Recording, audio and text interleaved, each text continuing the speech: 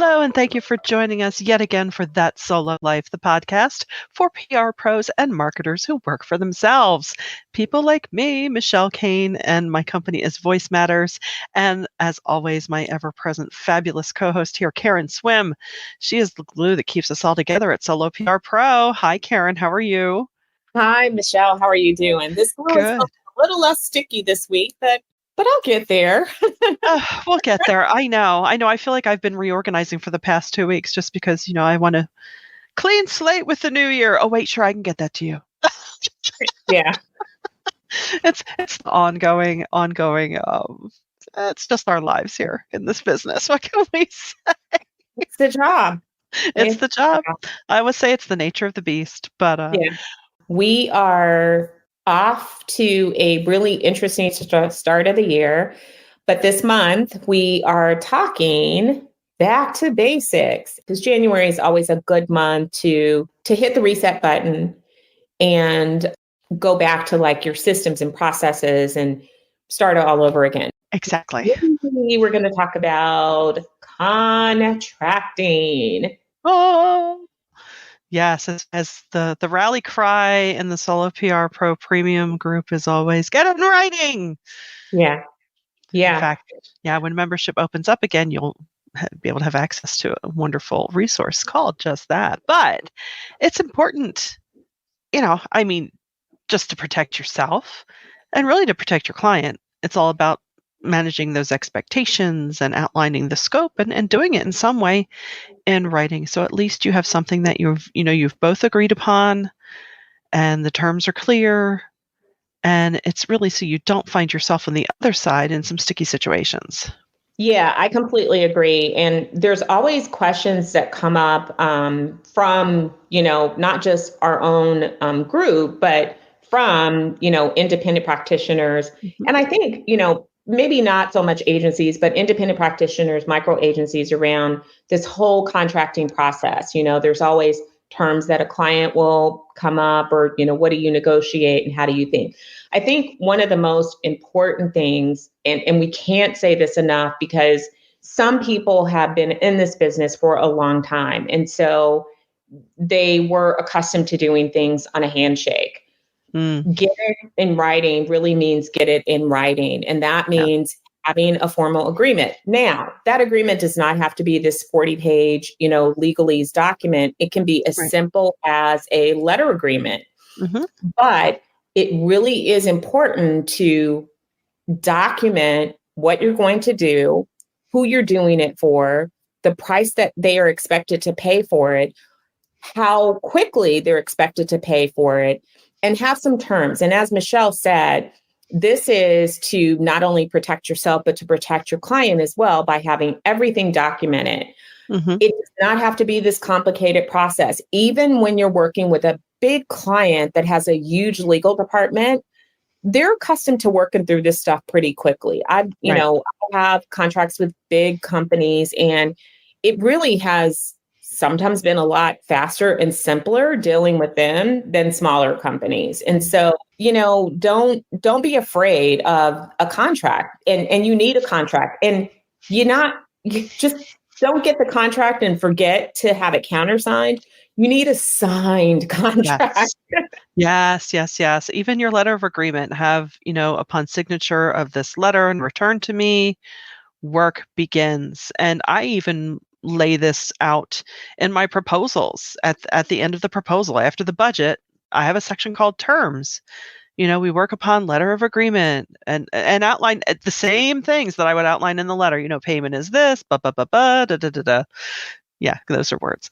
But yeah. But it's just so we both know, okay, this is how this is going to work. Because my goodness, imagine if you didn't, and you just sent someone the invoice, and you just wonder, well, goodness, where's my check? And you might not get paid in 90, 100. You don't know because no ground rules were set. I mean, that's really all it is good housekeeping, setting the ground rules of how you and the client are going to engage with each other. And to make sure that you get paid for the work that you are providing. Yeah. And I want to say that our Pro Premium members, because this is it's an evergreen topic, it's a big thing for everyone. we have this Get It in Writing book. You don't have to be a member to get the Get It in Writing ebook, but to get the customizable contracts, you do need to be a member because there's a different version of it. We actually had an attorney draft these for us, so that they would be, nice and tight and not something that we created. So an attorney really created these for us. But as a solo, you can also have your own attorney create standard agreements for you, customized to your situation that you can use. Now, what I find is that 99% of the time, I get to use my own contract, which is fabulous. Occasionally you'll have a company that has their own contract. Right. Sometimes people will ask, like, do you have a contract that you'd like to use, or do you want to use ours?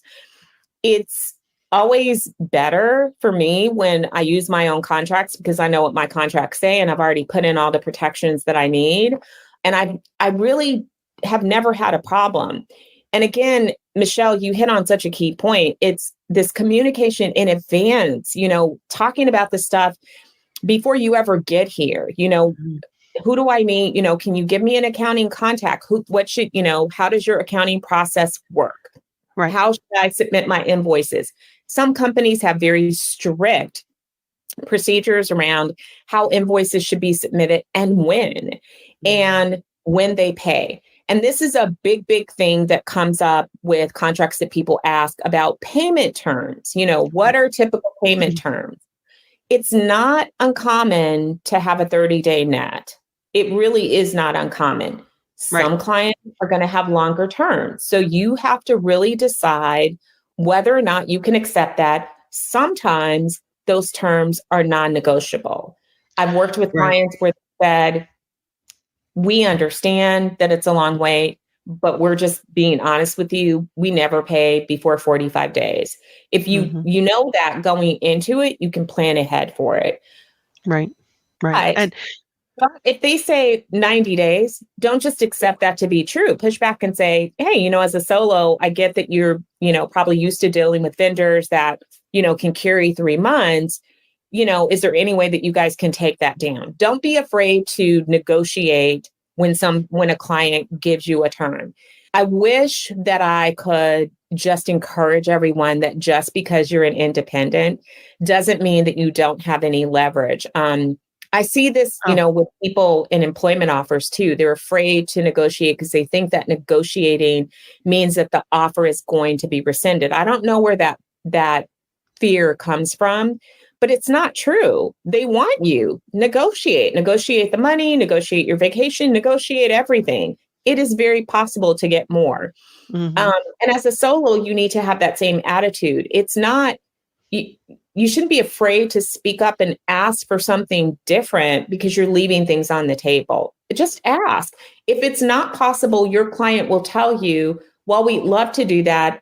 We can't. And then you get to decide whether or not this contract is worth it to take on those terms or if it's something you need to walk away from. Right, right. I mean, as with anything, it's always a no until you ask. And I know we've had this come up in our group discussions too.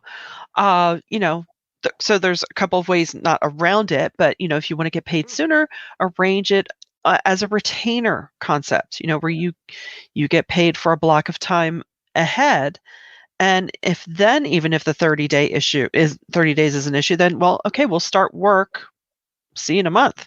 As soon as payment is received. Now, granted, in our business, things are often timely, so that may not be feasible. But Yeah. if it is feasible, know that you have that option to just say, well, okay, then we'll start the project on this date. And Absolutely. Absolutely. And there's groundwork that you can do leading up to that. But yeah, I agree. You can be creative and resourceful around that. I know that questions also often spring up about out clauses. That's a big one that comes up so frequently. What yeah, is an out clause? I've seen solos do, 60 days, which, typical is 30 or 45 days. But the point is that you want to have something in your contract that doesn't, where someone can't just come today and say, Right. yeah, you know what? We think we're going to pull the plug on PR and then you're done.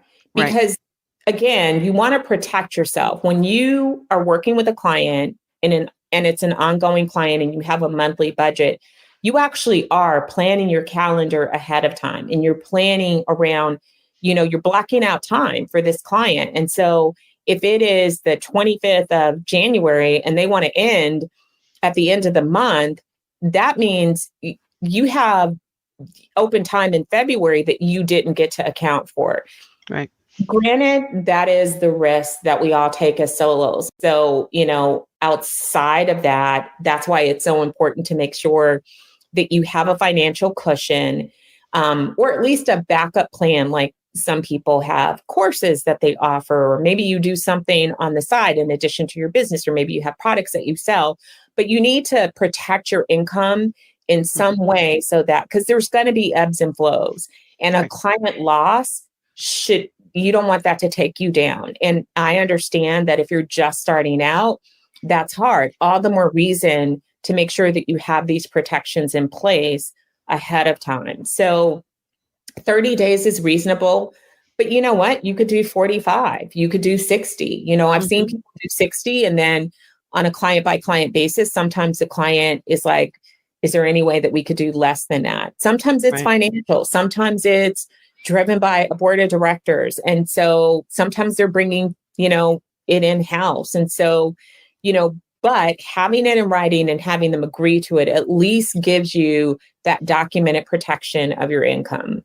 Yeah, absolutely. Absolutely. And that's the primary thing. Make sure that you include in this communication all of these aspects, all of the nuts and bolts, because I know it's so tempting to, just because, again, we love what we do. We're a bunch of do-gooders who love to help people, but please make sure that you have all those protections in place and that it is countersigned before you begin work, because you just never know.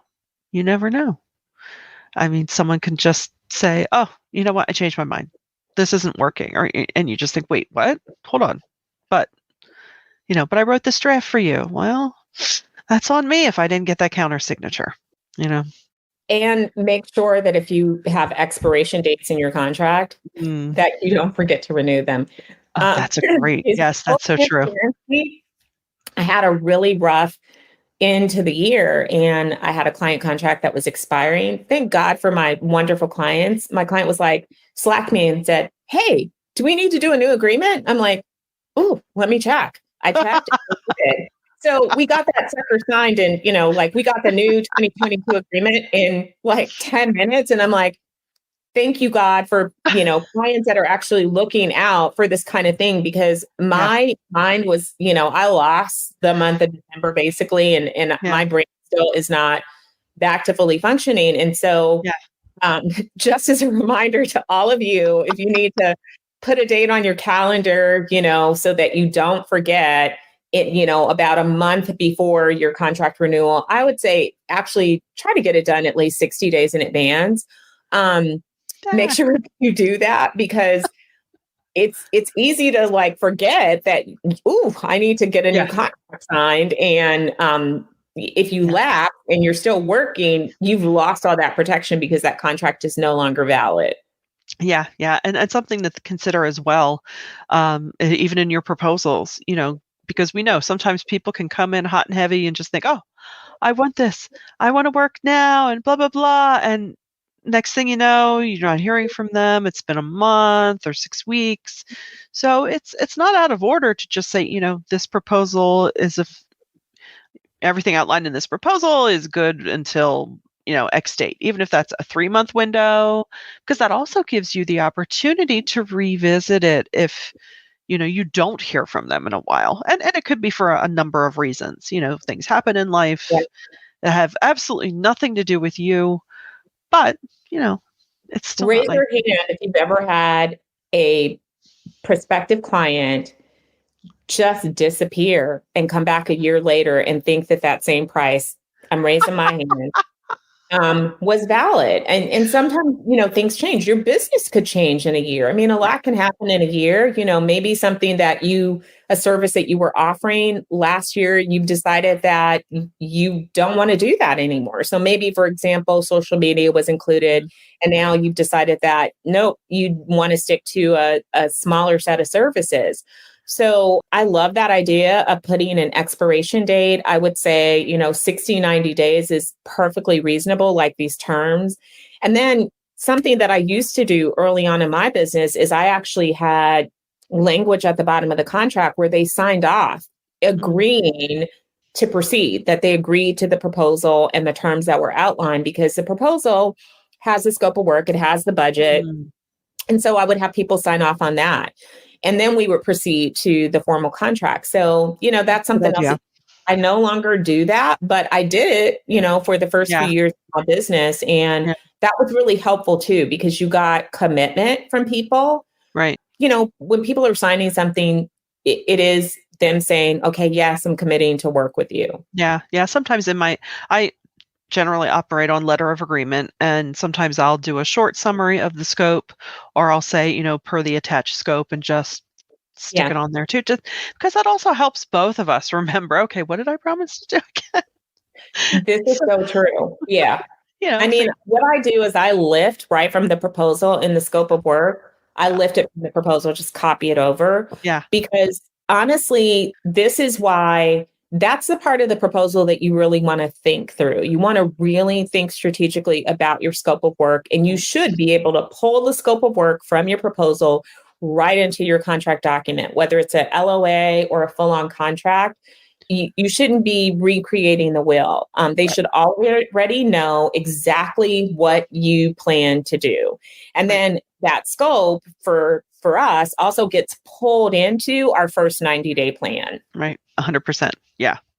So, and also, we know that we are legitimate businesses. I know the IRS knows I'm a business, and sometimes though as a solo, sometimes as a solo, you may feel that you're not the same type of business as, say, maybe the company you're going to be working with, but you are. And, having these items in place helps, not that you need to be legitimized, but I know sometimes mentally it puts you on the same playing field, saying, yes, I too am a business entity. Here, these are my documents. This is how, we will work together and we will respect each other as professional organizations. So I think sometimes that can help you mentally too, if that's something that's needed in your world. I also, Absolutely. And I think when one solo wins, we all win. yeah, There's still a lot of misconceptions out there about solos and our capabilities. And yeah, I love dispelling those myths and yeah, reminding people that we offer the same exact services as everyone else, and yeah, we are just as good. And yeah. it's not that we're competing against large agencies. We're not. No, Often we partner with large agencies. It's right, just that sometimes having a solo on board is the right fit for your business. Sometimes having a solo and a large agency is the right fit for your business. But right. I hate for people to dismiss solos as the lesser option. We are not a Mhm, lesser option. We are mm, just an option, period. So I ran across this recently, and someone was sort of dismissing solos into a different category. And I was very tactful about dismissing that, because that diminishes what we do and our value. And yeah, and Michelle is right. We shouldn't feel that. We are no different than any other business, right, period. right. Doesn't matter how the size of your business, you're a business, and you Yeah, have to treat your business like a business and make sure that other people respect it as such as well. yeah, yeah. I mean, think about it. For those of us with a more integrated practice, think about it. What does an agency do? Do they employ web developers? No, they probably have vendors that they work with. Sometimes if they have an in-house art department, sometimes projects are big enough that they have to bring other people in. I know way back in the 90s, in my agency days, sometimes bigger projects, we brought freelancers in. So they were independent contractors, designers in. So it's the same thing. It's like, I have my, oh, I don't have a good word for it right now. I have my barn of vendors, my collection of vendors that I work with. It's like, okay, yeah, so I do have an art department because I have people I reach out to. Same thing for web and even SEO, SEM, that kind of thing, because trust, nobody is an expert on everything. So, it's stronger, you're stronger and can be more valuable to your clients when you do have these fellow business owners to rely on and work together to, achieve the goals. So, And and even with that, actually, not to delve too far into it, but even with that, not necessarily that you would have a letter of agreement, but something to touch on when you are working with fellow vendors. Is it going to be, okay, are you going to invoice me? I know, with some of my vendors, it's just easy peasy. Like, yeah, here's kind of the budget I'm thinking of. Just bill me for the work and I'll pay you. But with certain other ongoing things, you may need to do a letter of agreement between you and the vendor just to make sure everything's clear. Okay, this is how I'm getting paid, so this is how you're going to get paid, blah, blah, blah, blah, blah. yeah, I have independent contractor agreements, and then Yeah. I put all my independent contractors into the payroll system that I use Yeah. because that helps me to keep track and it makes everything nice and official. And I highly recommend that if you're working with other people on your team, you need to have them under contract too. And we can talk about that in a whole other episode Oh, about bringing yes. people and working with subcontractors and how to really scale up your business if Yeah. that's your jam on how to extend your service set. We definitely would love to cover that. Yeah. We really want you to know that we love helping solos and we love talking about these issues and helping to clear away, any of your questions and be a Yeah. resource for you. So if you have specific contract questions or questions about anything about the solo life, we want you to, get in touch with us. You can reach out on our social media channels. You can reach out to us via email. You can email info@soloprpro.com or, again, we're Solo PR Pro on most of our social channels. So get in touch or drop a Yeah. comment on the live stream and we're happy to answer that because we love hearing from you guys. We sure do. And we thank you for spending your time with us today. And until next time, thanks for listening to That Solo Life.